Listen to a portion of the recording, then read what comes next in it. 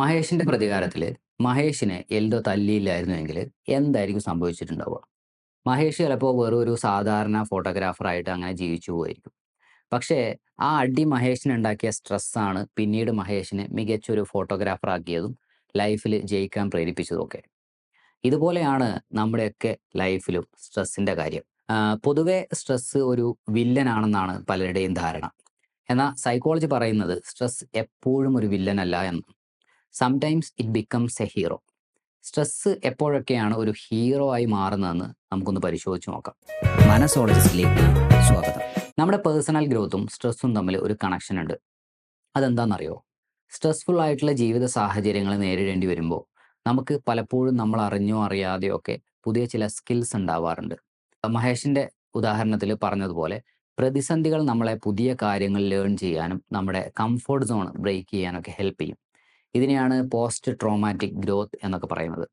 Stress വരുമ്പോഴാണ് പലരും തങ്ങളുടെ യഥാർത്ഥ കഴിവുകൾ പോലും തിരിച്ചറിയാറുള്ളത്.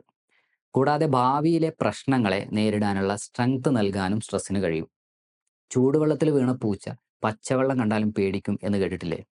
സ്ട്രെസ്സിന്റെ കാര്യത്തിൽ ഇത് നേരെ തിരിച്ചാണെന്നാണ് സൈക്കോളജി പറയുന്നത്.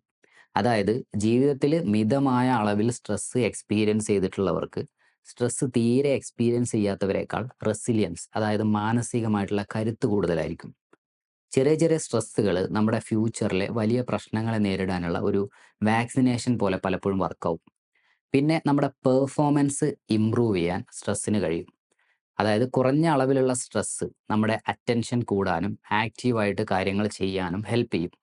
സ്ട്രെസ്സ് തീരെ കുറവാണെങ്കിൽ നമ്മുടെ പെർഫോമൻസ് മോശമാവും. അതുപോലെ തന്നെ സ്ട്രെസ്സ് കൂടിയാലും കുഴപ്പമാണോ? എന്നാൽ കൃത്യമായ അളവിലുള്ള സ്ട്രെസ്, അതായത് ഓപ്റ്റിമം ലെവൽ ഓഫ് അറോസൽ എന്ന് പറയും, ഇത് പെർഫോമൻസ് ഇൻക്രീസ് ചെയ്യും. പിന്നെ സ്ട്രെസ്സിനെ നമ്മൾ ഓരോരുത്തരും എങ്ങനെ പെർസീവ് ചെയ്യുന്നു എന്നതിനനുസരിച്ചായിരിക്കും കേട്ടോ അതിൻ്റെ ഒരു എഫക്റ്റ് എന്ന് പറയുന്നത്. ഫോർ എക്സാമ്പിൾ, സ്ട്രെസ്ഫുൾ ആയിട്ടുള്ള ഒരു കാര്യത്തെ അയ്യോ എന്നെ കൊണ്ട് പറ്റില്ല എന്ന മട്ടിൽ ഒരു ഭീഷണിയായിട്ട്, ഒരു ത്രെട്ടായിട്ട് കാണാതെ ഇതൊരു ഓപ്പർച്യൂണിറ്റിയാണ്, എനിക്ക് ഇത് എങ്ങനെയെങ്കിലും ഓവർകം ചെയ്തേ പറ്റൂ എന്ന രീതിയിൽ ഒരു ചാലഞ്ചായിട്ട് കണ്ടാൽ സ്ട്രെസ്സ് നമുക്ക് ഗുണം ചെയ്യും. Stress is enhancing mind set എന്ന് പറയുന്ന ഒരു മൈൻഡ് സെറ്റ് ഉണ്ട്. അതായത് സ്ട്രെസ്സ് വരുന്നത് നിങ്ങളെ തകർക്കാനല്ല, മറിച്ച് നിങ്ങളെ കൂടുതൽ സ്ട്രോങ് ആണെന്നുള്ള ഒരു വിശ്വാസമാണത്. ഈ മൈൻഡ് സെറ്റ് ഉള്ളവർക്ക് സ്ട്രെസ്സ് വരുമ്പോൾ എന്താ സംഭവിക്കാന്നറിയോ? അവർക്ക് എനർജി കൂടും. അതുപോലെ തന്നെ കാര്യങ്ങൾ ഒന്നുകൂടി നന്നായിട്ട് മാനേജ് ചെയ്യാനും പറ്റും. മറ്റൊരു രീതിയിൽ പറഞ്ഞാൽ, നമ്മൾ ജിമ്മിൽ പോയിട്ട് മസിൽസിന് സ്ട്രെസ് കൊടുക്കുമ്പോൾ മസിൽസ് കൂടുതൽ സ്ട്രോങ് ആവുന്നത് പോലെ ജീവിതത്തിലെ പ്രതിസന്ധികളും സ്ട്രെസ്ഫുൾ ആയിട്ടുള്ള ഇവൻസും നമ്മുടെ മനസ്സിനെ കൂടുതൽ സ്ട്രോങ് ആക്കി മാറ്റാൻ ഹെൽപ്പ് ചെയ്യുമെന്ന് തിരിച്ചറിഞ്ഞാൽ അതിനെ ഓവർകം ചെയ്യാനുള്ള നല്ല ഡിസിഷൻസിനെ കുറിച്ച് ചിന്തിക്കാനും അതുവഴി സ്ട്രെസ്സിനെ സിസ്റ്റമാറ്റിക് ആയിട്ട് നേരിടാനും ഒക്കെ നമുക്ക് പറ്റും. ചുരുക്കി പറഞ്ഞാൽ സ്ട്രെസ് എന്നത് ഒരു കരണ്ട് കമ്പി പോലെയാണ്. സൂക്ഷിച്ച് ഉപയോഗിച്ചാൽ ഒരുപാട് ഗുണങ്ങളുണ്ട്. എന്നാൽ അശ്രദ്ധമായിട്ടാണ് കൈകാര്യം ചെയ്യുന്നതെങ്കിൽ ചിലപ്പോൾ ഷോക്ക് അടിക്കും. അതുകൊണ്ട് ഇന്നു മുതൽ സ്ട്രെസ്സിനെ കംപ്ലീറ്റ്ലി അവോയ്ഡ് ചെയ്യാതെ അതിനെ പോസിറ്റീവായിട്ട് നേരിടാനുള്ള വഴികളെക്കുറിച്ച് ആലോചിക്കാം. Think about it. സ്ട്രെസ്സിനെ നേരിടാനുള്ള വഴികളുമായിട്ട് വീണ്ടും കാണുന്നത് വരെ ബൈ.